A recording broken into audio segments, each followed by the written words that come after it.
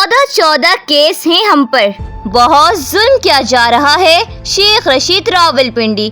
साबिक वफाकी वजीर और सरबरा अवामी मुस्लिम लीग शेख रशीद ने कहा है कि हम पर बहुत जुल्म किया जा रहा है। उन्होंने कहा है कि कौम से खौफ खत्म हो चुका, हमने 40 दिन का चिल्ला काटा, सेहत अब तक ठीक नहीं, शुक्र है इंतजार पंजोता वापस आ गए। कहानी बनाने वाले को दाद देता हूँ। साबिक वजीर का कहना था कि PIA को ऐसे बेच रहे हैं जैसे बाप का माल हो। हुकूमत बेच चुकी है, PIA की जगह अपने फ्लैट बेच दें। शेख रशीद ने मजीद कहा कि स्टेट बैंक या FBR साबित करें इन हुक्मरानों के दौरों से कोई सरमायाकारी आई, जमीन पर टैक्स बढ़ा दिए गए, इससे पहले ऐसा कभी नहीं हुआ। उनका कहना था कि अमरीकी सदर का इलेक्शन पूरी दुनिया पर असर डालता है। मजीद खबरों के लिए DNews 24 TV देखते रहें और हमारे चैनल को सब्सक्राइब, लाइक, कमेंट और शेयर करना ना भूलें।